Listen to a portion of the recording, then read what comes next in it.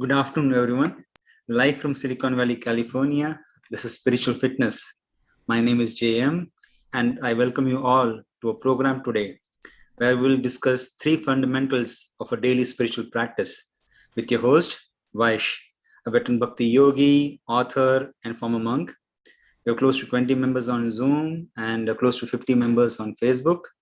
I have Shweka helping me out in managing social media today. Good afternoon, Vaish. Welcome to Spiritual Fitness.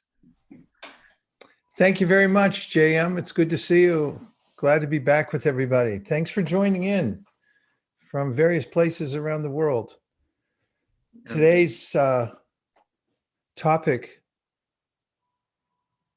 is very close to my heart. Did you have something to say, JM? I thought you were going to say interject. No, I was just saying, welcome, Linda. She just said she's saying hi from Indiana. Yay, Indiana. Welcome. I like fundamental principles because when I figure out what the main thing is, and I can stick to the main thing, as Stephen Covey said, the main thing is to keep the main thing the main thing. And in any practice, if I figure out what the fundamental is and help myself by keeping in contact with the fundamental practice, then there's natural traction through which I can make progress. For instance, in playing an instrument, there are rudimentary practices.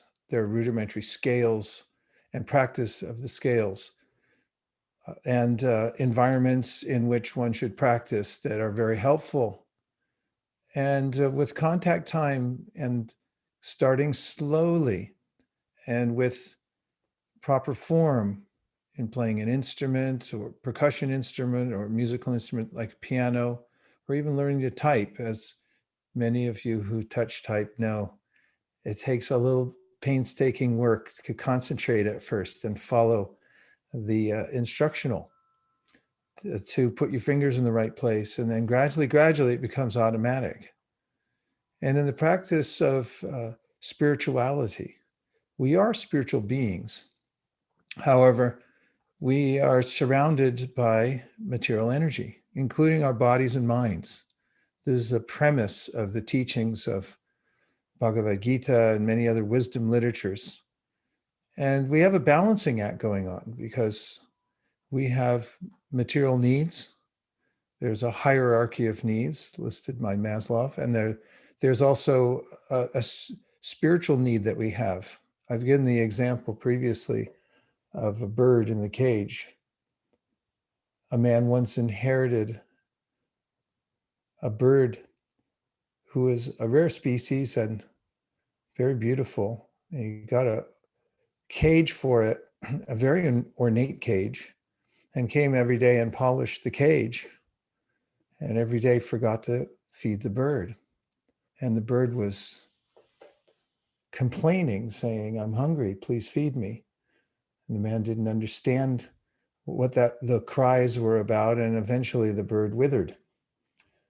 And so similarly, our bodies and minds are the apparatus through which we express our consciousness. And there is a way, actually, to nourish our self, that is, us as the root cause of the body, the one that's animating it, spiritual entity that we are. And that comes through some fundamental practices. And I find that they're profoundly simple, but very effective. And I learned these practices many, many years ago when I lived in a monastery, an ashram, as a young man, and have kept them up throughout my life. And then I've noticed that during different circumstances in life, some of them more complex than others. For instance, in living in an ashram, life was very simple, as I didn't have any possessions really to take care of. I did service all day long and was blissful without really much care except for how to refine my service. And and and then later on, when I became more involved with rents and having my own vehicle and things like that, running a business and so forth, I found that the fundamental practices were equally as edifying and helpful. They continue in all circumstances to be effective. So it doesn't matter where one is. You don't have to be in a cave. You don't have to go to the forest. In fact, there was a poet who wrote in many languages. He was a brilliant scholar named Bhaktivinoda. And his primary languages were Bengali and English. He wrote many poems in it. And in one of them, he writes about how if you're in the forest as a renunciate living in a cave or you're living in a big palace, it hardly matters because the practice is the same and the effect will be the same. So I want to today present 3 of the very fundamental practices that I follow every day and that are recommended in many of the wisdom literatures. For instance, Patanjali Muni, who wrote the Yoga Sutras more than 2,000 years ago, recommends these practices. I hope I'm building interest by this. And also in Bhagavad Gita and many other wisdom literatures, for instance, Srimad Bhagavatam, which teaches about the process of devotional service, or Bhakti Yoga, the yoga of gratitude and love. It recommends these processes also. So anyone can do them and find that they're effective. And even if you do them a little bit, they'll be effective as well. So before I go into these 3, I just want to see if you have any thoughts carrying over from last week or any inquiries about what I'm about to talk to, just any expression that you want to make about your practice from last time, any of the thoughts that you employed that were maybe effective for you, or questions that came up for them. Does that sound like an okay idea, JM? Yes. Okay. If you do, you can write it in the chat. If you remember something from last week, you get extra points, or even from previous weeks. And if you have anything on your mind that you want to share, like a realization, you can go ahead and speak up. So while you're thinking about it, let's start with our normal practice of doing some introspection, a little bit of meditation. And we could do this by sitting up a little straighter than we were a second ago, because it brings your mind to attention. You could try closing your eyes and then focusing on your breath.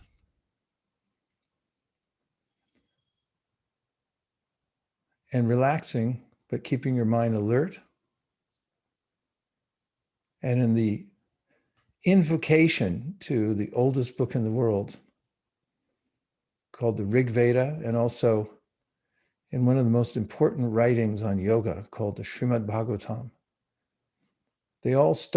both of them start with this mantra, Om, because it gathers all the spiritual energies and helps you to focus them within your heart. So let's try together repeating this mantra, or sound seed that you can water by your attention and help get us centered and ready. So I'll repeat the mantra, and please, behind muted mics, you can say it as well using your vocal cords and feel the vibration. So it's pronounced Om. And when you close your lips after the O and then you hit the M, it's like in bonjour, there's an on sound. And try to keep your lips closed and then vibrate from your heart region the vibration of Om. Take a couple of breaths.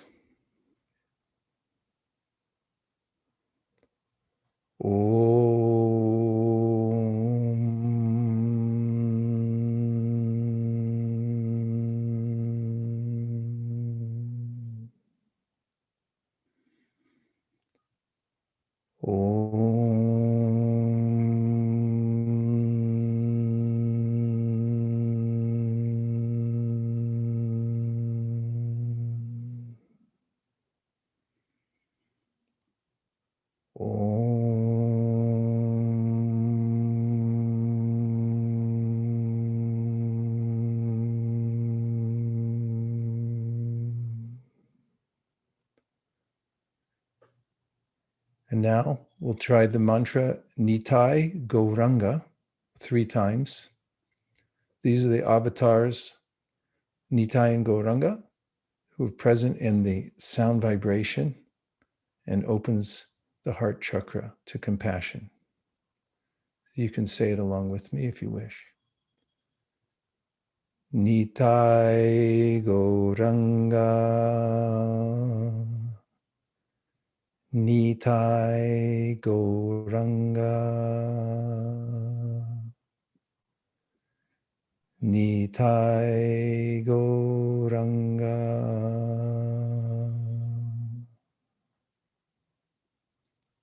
And now just notice for a moment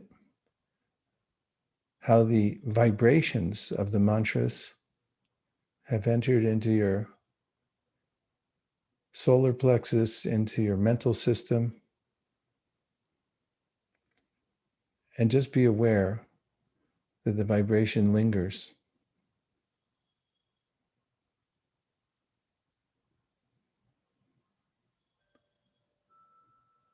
And take a few more breaths. And rub your hands together to bring an external awareness of your body, and open your eyes and come back into the Zoom room. And we have a couple of thoughts that came in, JM. Yes, we do have a couple of thoughts put on to Zoom chat. So Andy says, I started listening to mantra meditation music on Spotify in the morning. It helped me feel a bit more grounded. Yes, this is a very a nice practice. When you wake up in the morning, your mind is very open and porous. In fact, yoga is best practiced early in the morning, especially before sunrise. It's called Brahma Muhurta. At that time, you'll get the most benefit from your mantra meditations.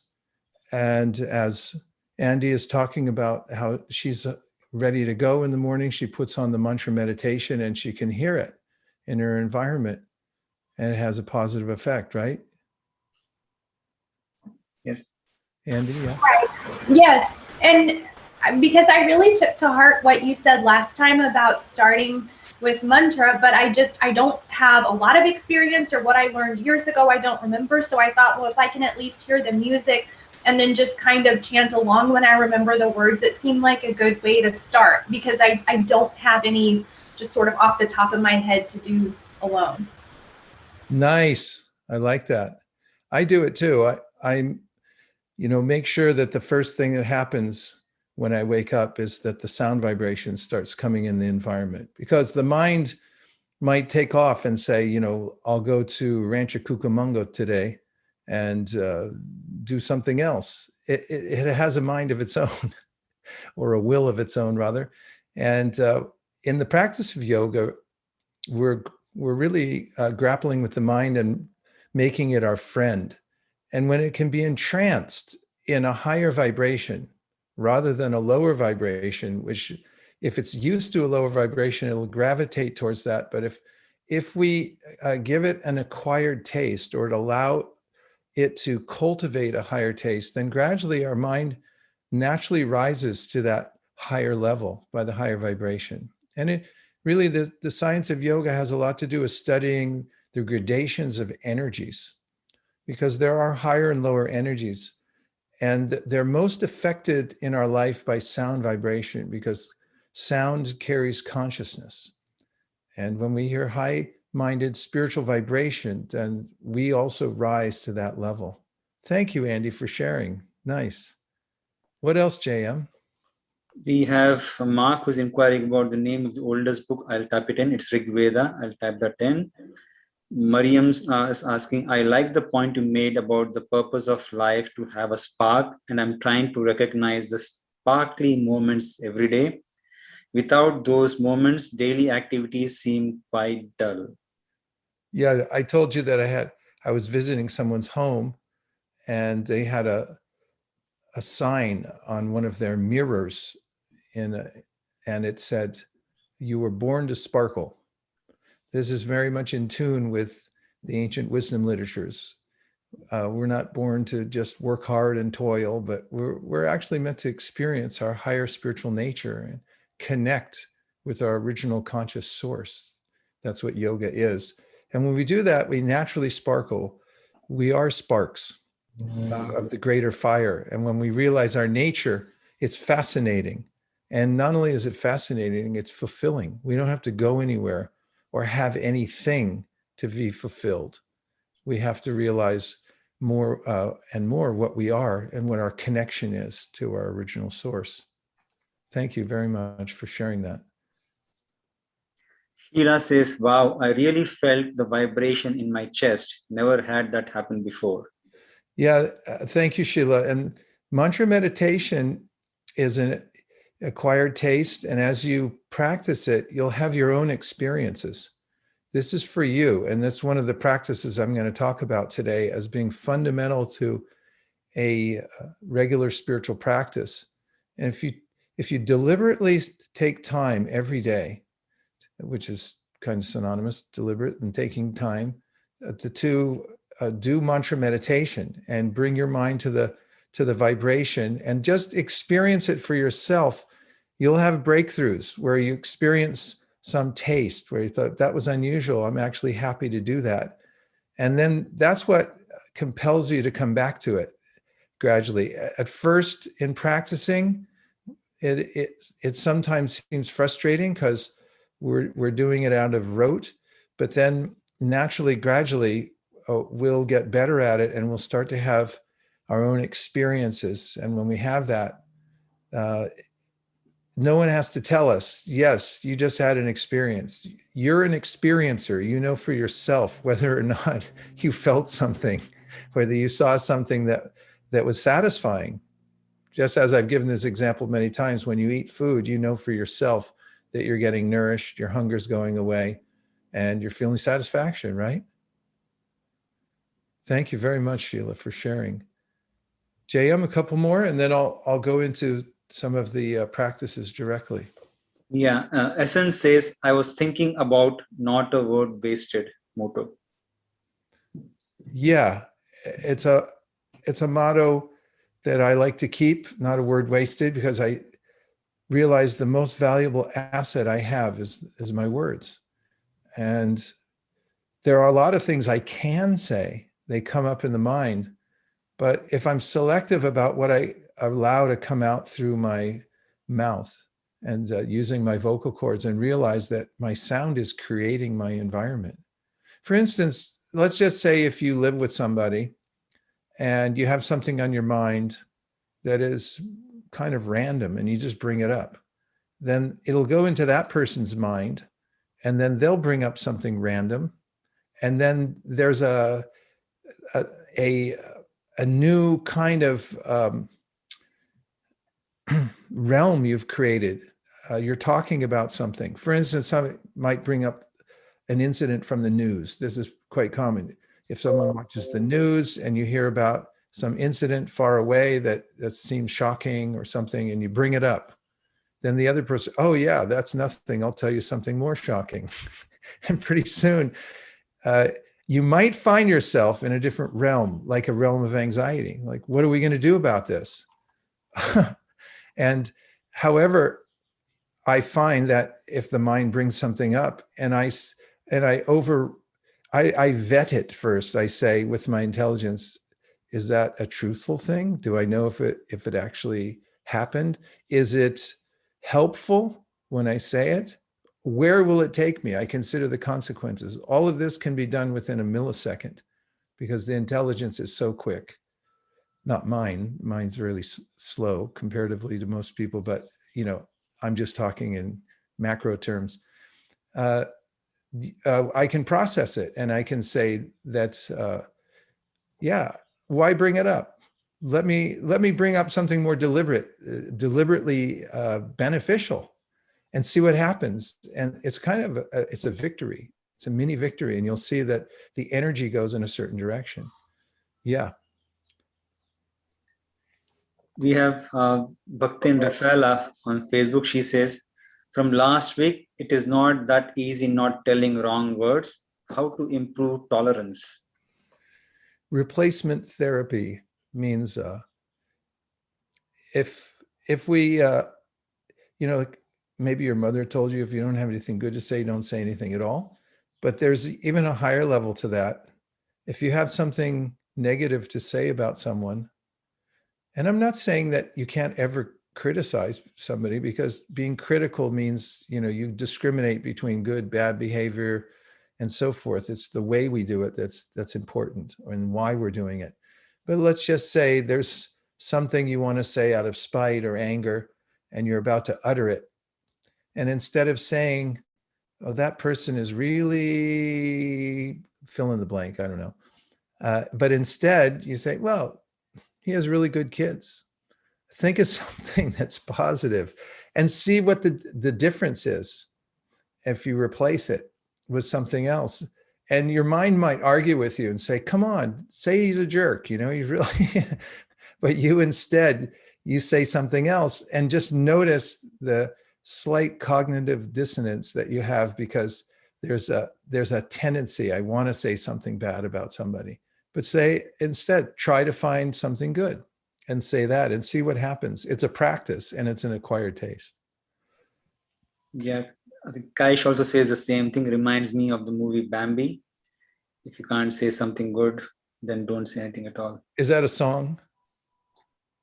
It's a mantra. I know. I heard it from my mother. If you don't have, it can't say something. Maybe there's a song that goes with it in the Bambi movie. I didn't see that one, but I'll circle back and check it out, because if it's a song, I'd like to hear it. Okay. No, Subhadra, it's not a song. It's not a thing. Okay. It's a piece of advice from parent deer to their child. Okay. I'll definitely take that advice from the deer, because I actually really like deer. Okay.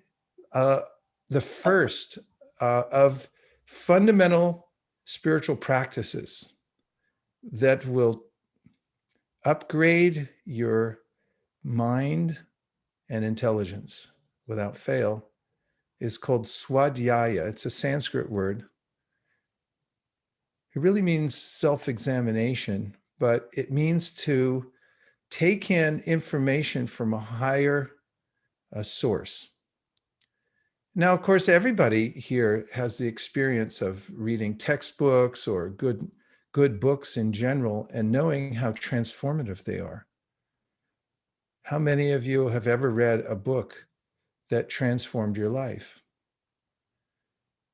Or been in a class where you're reading from a particular set of teachings that were well organized that changed your life? Well, maybe it changed your life on the scale of vocation, and you learned something that you didn't know before. And now you have a power, a superpower, something you can do. And how did you learn it? From a book, information that was well organized. You heard it, you read it, studied it, and then it began to manifest in your life. So on the spiritual level also, there's information that relates to our self. So we have body, mind, and self. Body means this physical body. I have to maintain it. It needs a certain amount of sodium and oxygen, and it needs agua purificado, and it needs a certain amount of sustenance just to run. If you run out of electrolytes, it won't go. It's a machine like your car. And the mind also, mind-body connection is important. If you don't take care of your mind and body, they'll stall. or they'll go really slow, or you develop some ailment that keeps you out of balance. So you have to keep your body and mind in balance. And then also, how do you keep your self, your spiritual self? So the theory presented in the Vedas, the ancient Vedas, is that actually we're antimatter, we're non-neural, non-physical, we're metaphysical, we're beyond the body, but we're illuminating it, we're animating it. And we have special needs. Food, kind of food we take in. So one of the places it comes from, an obvious place, is through wisdom literatures. So there's a plethora of wisdom literatures through which, if one hears on a regular basis, it brings the intelligence to focus, and also it's very pleasurable. It allows one to enjoy the self within the self. So this is the power of transcendental knowledge or information. So this practice of hearing from spiritual literature, I'm just going to try it out, and let's do an experiment. If you'll all join in with this experiment, I'm going to read a short passage from one of the Upanishads. Actually, what I'm reading from is a commentary from one of the oldest books, known as the Sri Ishopanishad. The Upanishads are ancient literatures written in Sanskrit. And I'll say the verse also because the Sanskrit verses themselves are like mantras. And when you hear the mantra, even if you don't understand it, how many of you, if you know Sanskrit, you'll understand it. Some of you probably do, will recognize it. And then I'll read part of the commentary from it. And all you have to do for this practice of Swadhyaya is just listen. Just let the knowledge go in. And then right after I finish reading it, then we'll discuss it. Means bring up any points you hear when I read this, anything that catches in your mind or intelligence. And if you feel like writing it down at the time so you can remember the specific point, then do that and you can bring it back into the room. Does that sound okay? I'll need a quorum to go forward, otherwise I'll feel shy to do this. 1, 2, I got 2 thumbs up. Can I have a few more? 3? Thanks, Mark. Rashesh, Denise, thank you very much. Okay. Oh, good. Okay, I got a bunch. All right, everybody, here goes. So all you have to do in the practice of Swadhyaya is just listen and notice that your mind might go here, there, and everywhere. It's a kind of focus of the mind, meditation, to listen to wisdom literature. So I'm going to read a few paragraphs. So see how you do. And you can also note whether you're able to concentrate when I read, okay? First, I'll say the original verse in Sanskrit. Om Purnamada Purnamidam Purnat Purnam Udachyate Purnasya Purnamadaya Purnameva Vishishyate. Purna means complete. And you'll notice the mantra we said at the very beginning, which is Om. It precedes all of the ancient Vedic mantras, Om, because it brings all the spiritual energies and synchronizes them in one place. Om Purnam Adah Purnamidam Purnat Purnam Udachyate. So it's using this word over and over again in different declensions, and it's saying that the world's actually perfect. Everything in it emanates from a perfect source. And we ourselves as living beings are also perfect. And the way that the world works is in perfection as well. And here is part of the commentary. This phenomenal world is also complete in itself. The 24 elements of which this material universe is a temporary manifestation are arranged to produce everything necessary for the maintenance and subsistence of this universe. No other unit in the universe need make an extraneous effort to try to maintain the universe. The universe functions on its own time scale, which is fixed by the energy of the complete whole. And when that schedule is completed, this temporary manifestation will be annihilated by the complete arrangement of the complete whole. All facilities are given to the small complete units, namely the living beings, to enable them to realize the complete whole. All forms of incompleteness are experienced due to incomplete knowledge of the complete whole.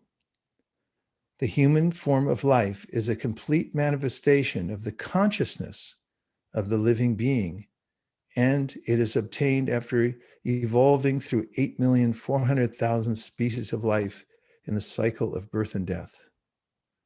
If in this human life of full consciousness, the living entity does not realize his or her completeness in relation to the complete whole, he or she loses the chance to realize his or her completeness and is again put into the evolutionary cycle by the law of material nature. Because we do not know that there is a complete arrangement in nature for our maintenance, we make efforts to utilize the resources of nature to create a so-called complete life of sense enjoyment, because the living entities cannot enjoy the life of the senses without being dovetailed with the complete whole. The misleading life of sense enjoyment is illusion. The hand of a body is a complete unit only as long as it is attached to the complete body. When the hand is severed from the body, it may appear like a hand, but it actually has none of the potencies of a hand. Similarly, living beings are part and parcel of the complete whole. And if they are severed from the complete whole, the illusory representation of completeness cannot fully satisfy them. The completeness of human life can be realized only when one engages in the service of the complete whole. All services in this world, whether social, political, communal, international, or even interplanetary, will remain incomplete until they are dovetailed with the complete whole. When everything is dovetailed with the complete whole, the attached parts and parcels also become complete in themselves. Om Tat Sat. That's what you say when you finish. Om Tat Sat. So now let's hear what you heard. Any points that stuck in your mind?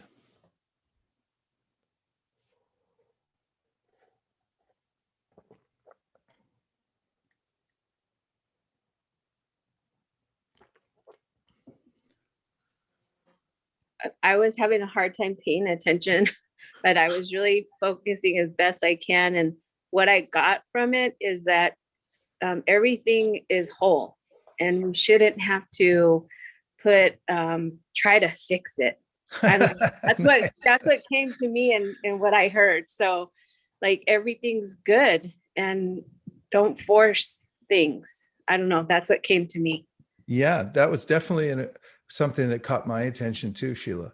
That sentence about how there's a artificial way in which I try to complete what's already complete. That we might see this in ways in which we try to manipulate the environment, which has if you live in a sustainable way on the earth, there's a way in which the earth is bounteous. It gives all kinds of gifts. It's amazing. I mean, just in my tiny little garden here where I live in Burlingame, last year, I believe that was last year, 2020, there was a pandemic. I remember, I think I was there. And I went into gardening because I wasn't traveling. And I noticed that there was more than I could handle. And all I had was a few little packages of seeds. And I was feeling, when it rained, I thought, wow, free water. I didn't have to water these. The rain just came down. And then I was thinking, wow, these plants are eating dirt and they're producing, and they eat dirt. And then they give fruits like zucchinis, which is a really nice offering. And I was feeling the completeness. And, so there's ways in which I might meddle with nature and try to, artificially stimulate the environment instead of living in a more sustainable way. There's a lot of it in the science of self-sustainable farming and things like that shows that if you just have sustainable environment, that you get natural gifts and the earth keeps on giving and so forth. Yeah, thank you for bringing that point. Jam, I think there's a few more points coming in. Yeah, SG says a very beautiful poem. Each of us is part of the whole universe. Thinking that we exist for ourselves or sense of just self is foolish. Yeah, in terms of business management, I studied a little bit, and there's an X and Y axis. The overarching purpose of a corporation is its mission, and they have a vision and mission. And within that, on the horizontal axis, there are a number of individual departments that are almost corporations unto themselves. For instance, many of you work for large corporations, and it's a huge enterprise under one umbrella, but every one of your departments happens to have its own a slight autonomy. However, if that individual department decides that we're the all in all, we are the company, then it's what they call in management, as many of you know better than I do, bounded rationality. And it grows out of the original mission and starts to encroach in other ways. So we're kind of like that. We're parts of the whole, and we have our own autonomy to some degree, but when it's harmonized with the complete whole, as this commentary was speaking about, then there's a balance that is sustainable and through which we feel our completeness. Thank you. Let's hear a couple more, JM. Yeah. MP says we are merely a speck of whole wide universe ecosystem, and we think that we are the center of the universe. Yeah, that could be problematic, and even in social settings, if I think I'm the center, and to have to be the center, it can be disconcerting for everybody else and also overwhelming for the individual. But if I go in with a feeling of cooperating socially with others, perhaps trying to contribute in my own way, but not trying to absorb all the energy, it's a lot more harmonious situation. What to speak of our existential situation in the universe. Blanca says it mentions the service to the whole. Yeah, so one of the points is given throughout the wisdom literatures is that service is satisfying. We grow through service. So the moniker you find on my website is do selfless service. And the idea is something I imbibed early in my life living in an ashram. As I mentioned before, I felt completely satisfied and happy just doing service. I didn't need anything. I didn't have anything. I didn't consider that I really didn't have any property at all. What I had was my service. And from morning till night, I felt completely satisfied to be absorbed in that. And so this principle of service is universally applicable.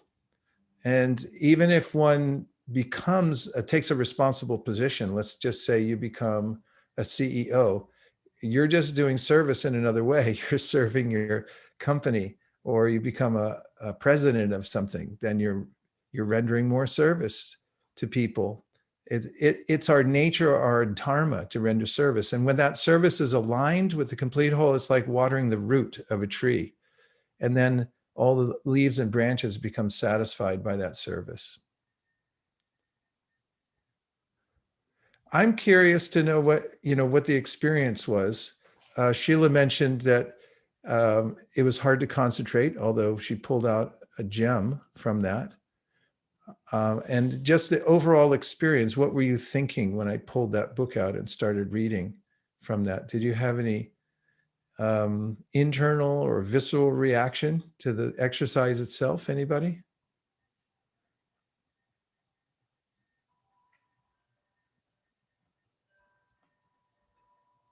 Well, you can think about that because I'm going to read you another excerpt, and let's try it again in one other place. And this is a completely different book, but it's in the same genre. Kaishav said something, JM, in the chat. Yeah, we do have a couple of them coming up. One is Okay. Kaisha, who said, is the same analogy of spokes in a wheel.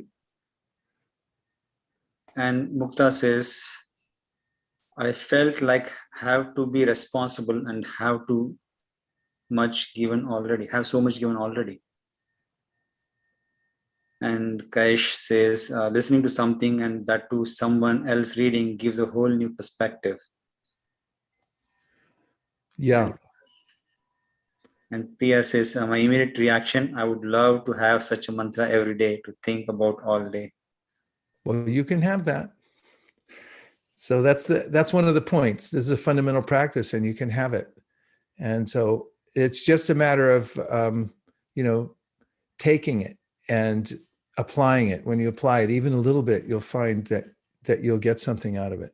Let me read one more excerpt, because we're going to try this practice of Swadhyaya, or hearing from a transcendental literature. So this one's coming from a book called Srimad Bhagavatam. It's over 5,000 years old. It's written in Sanskrit. And this is a section on what happens, what is reincarnation.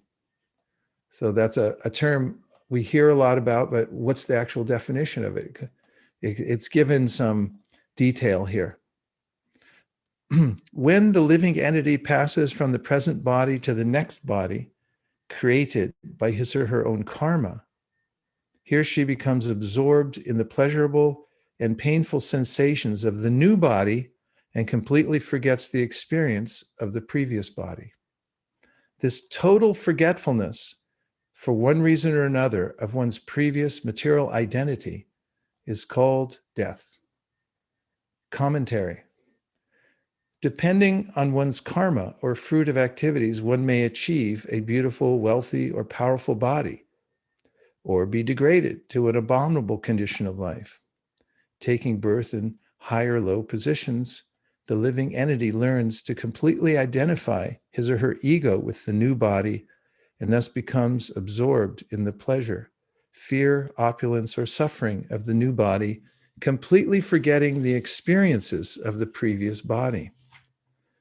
Death occurs when the specific karma allotted to a physical body is finished. Since that particular body's karma is used up, it can no longer act upon one's mind. In that way, one forgets the previous body. The new body is created by nature so that one can experience the karma currently in effect. Consequently, one's entire consciousness becomes absorbed in one's current body in order that one can fully experience the results of his or her previous activities.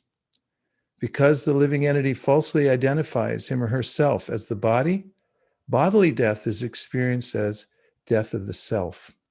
Actually, however, the self is eternal and is never subject to creation or annihilation. This analytic knowledge is called self-realization. Okay, what did you hear, and any reactions to the information? You don't hear this on CNN, right? What caught your attention in this? Even if it's a fragment or whatever you heard. Blanca says, it felt like no limits, like universe power through the whole. Nice. And Kai says, the body is just transitional. The soul is eternal. Yeah, I always wondered about that when I was a kid, because I was rather concerned with the prospect of death. I used to ask my older brother about it, and then my parents, and they said, don't worry about it. It's not a big deal. And I was thinking, well, it is to me. I didn't even hear any coherent theories about it. But when I started reading these wisdom literatures, it's such a precise definition of what death is, and then what rebirth is, and why it happens, that it did give me a sense of peace.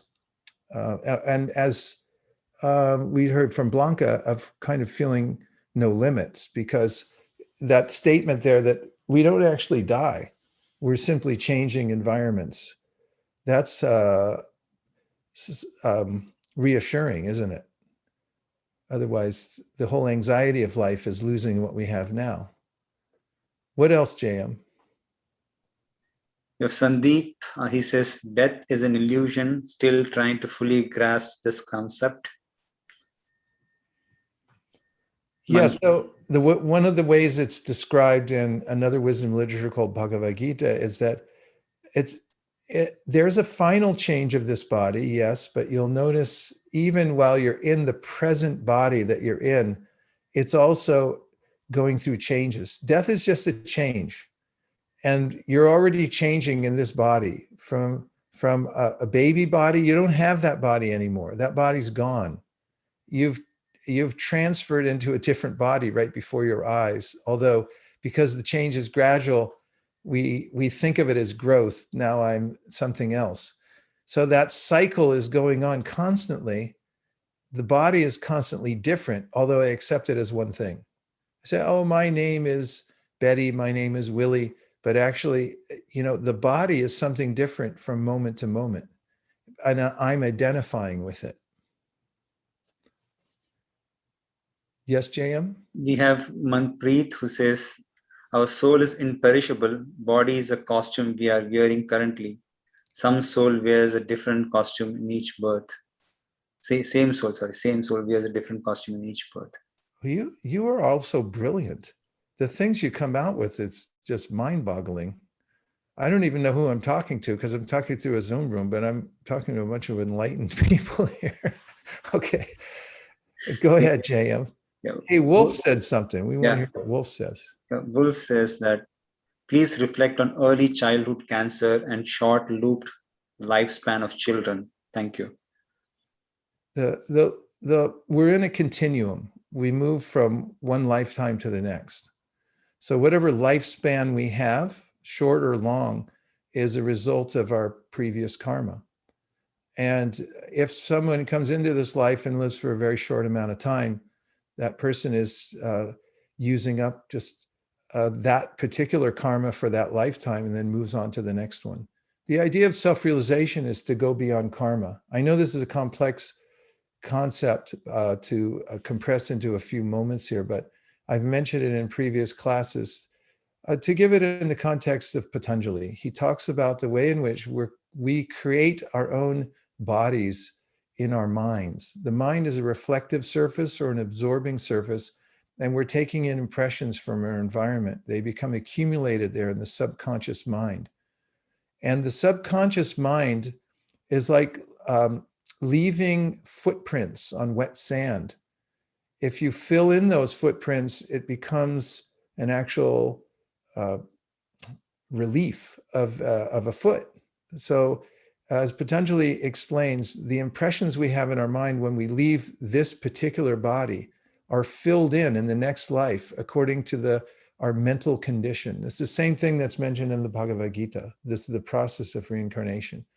So whether one lives for a long time, short time, whatever particular body I get in the next life is a continuum of my karma from my past life into the next life. And I'm continuing that cycle from one to the next. So jati, or the ayu, jati and ayu, the length of time we'll live in the body, it has a shelf life. It has planned obsolescence. You're going to get a body. You're not going to get to keep it for infinite amount of time. You're going to move on. And so that's settled up by our previous karma. JM, I'm going to move to, I know there's a lot coming in. We should preserve these to go through them, but I want to cover the next two items. As I promised, three fundamental practices. One of them is endlessly fascinating, which is Swadhyaya, or hearing from wisdom literatures. If you just read a little bit every day or hear it from someone else, who, if you can tune into something where somebody's speaking about these things or reading them, you'll find yourself going in a upward spiral in life. Okay, the next one is called Japa. Japa is the use of mantra meditation when you do it for yourself. I'll just say that there's a different kind, which is called kirtan, that you do in a group that is extremely powerful when you're singing the mantra together.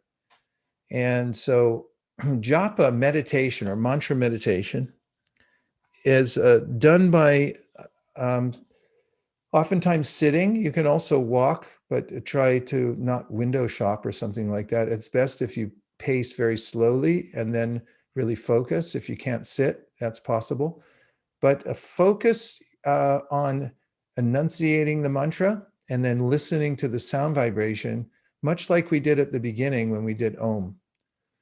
And so you'll find that the mantra delivers the mind from clutter. In fact, man means mind and tra means to deliver.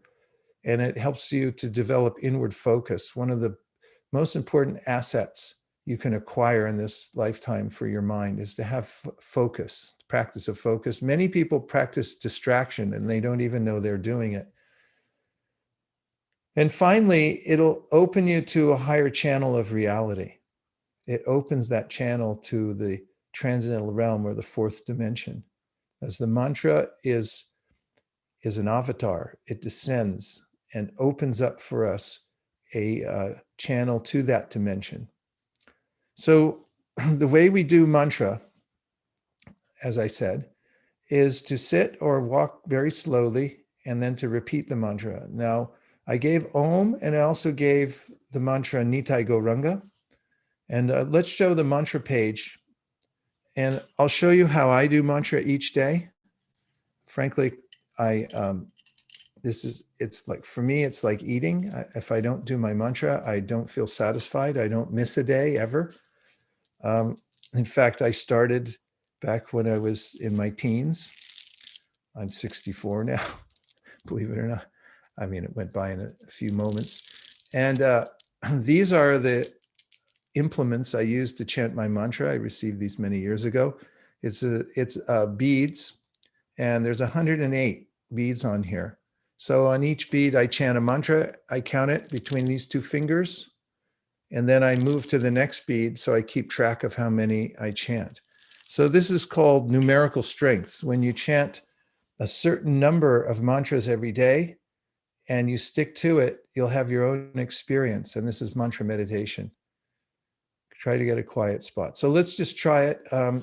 The most recommended mantra from the ancient Upanishads is called the Maha Mantra. And it's said in Sanskrit, Iti Sodasakam Nam Nam Kali Kalma Shanashanam. If you chant this mantra each day, you'll overcome all obstacles. And it goes like this: Hare Krishna, Krishna Krishna, Hare Hare, Hare Rama, Rama Rama, Hare Hare. And this mantra connects us to the complete whole. As we heard in the first Swadhyaya or reading, there's a complete whole, we're part of it. And when we chant this mantra and hear it, we'll feel our connection to the complete whole. And really what it is an expression of service to the complete whole.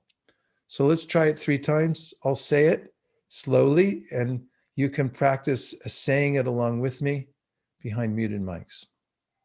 Hare Krishna, Krishna Krishna, Hare Hare, Hare Rama, Rama Rama, Hare Hare. Hare Krishna, Krishna Krishna, Hare Hare, Hare Rama, Rama Rama, Hare Hare. Hare Krishna, Krishna Krishna, Hare Hare, Hare Rama, Rama Rama, Hare Hare. That's a small sample.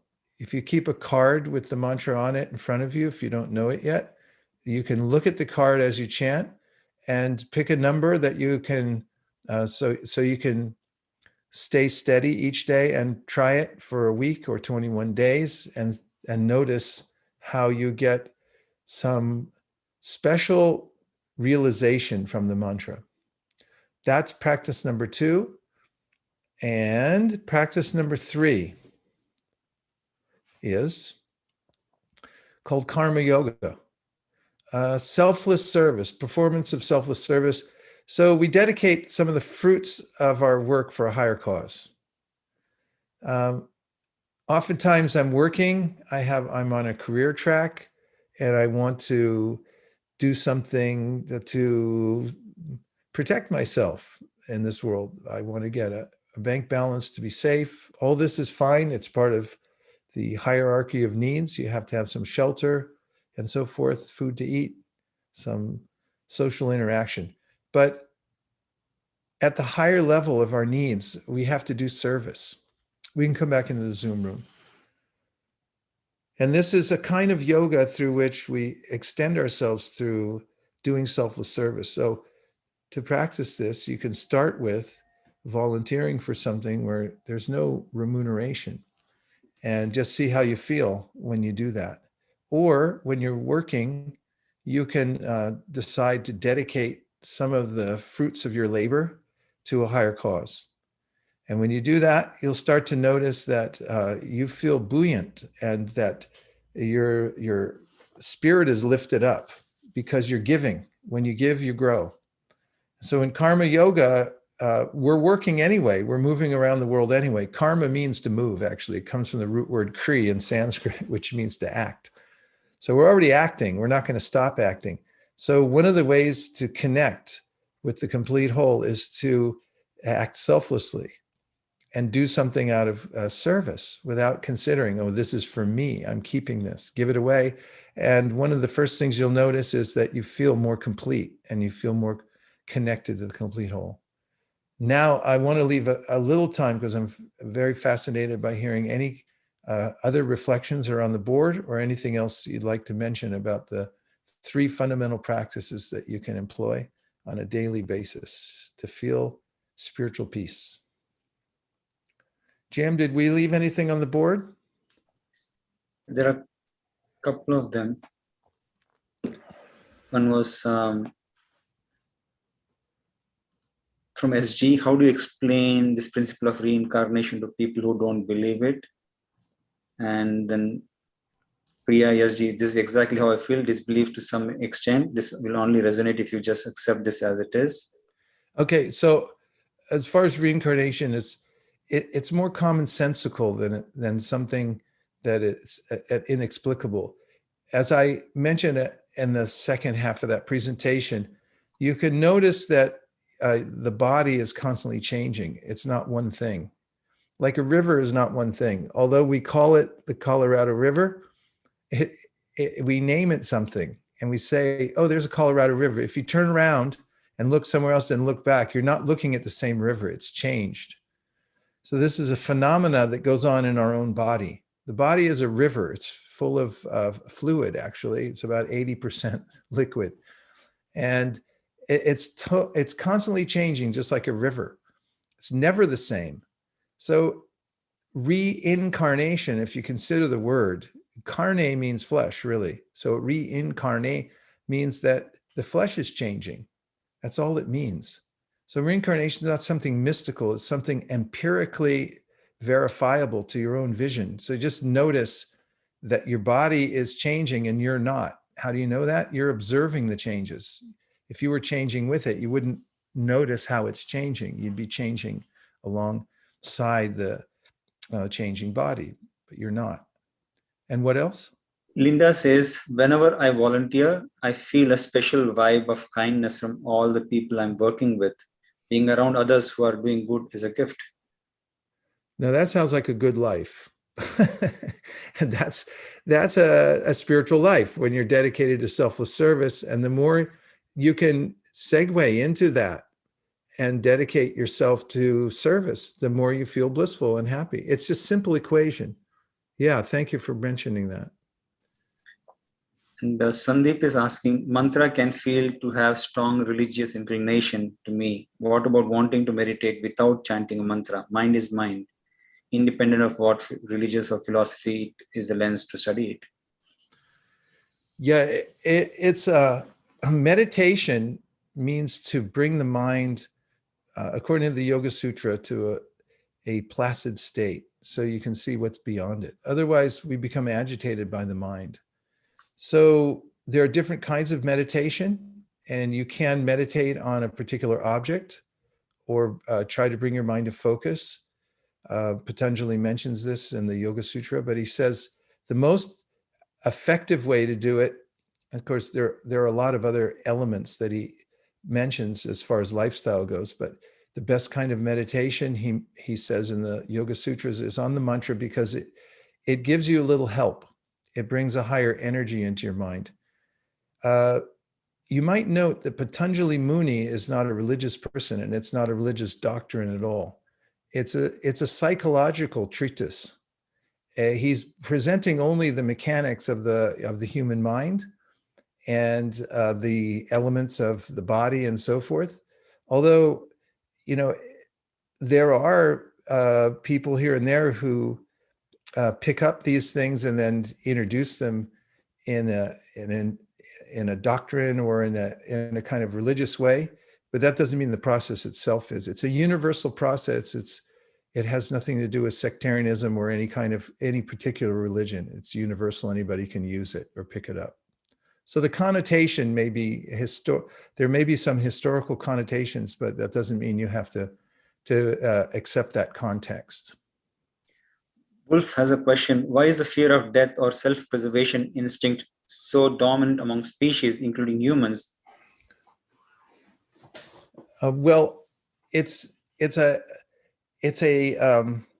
misidentification with our body, and because I'm so used to that, I become addicted to it, basically, to this conception that I am my body. And then when it changes or makes a final change, it seems abrupt and it seems scary, because I think I'm changing.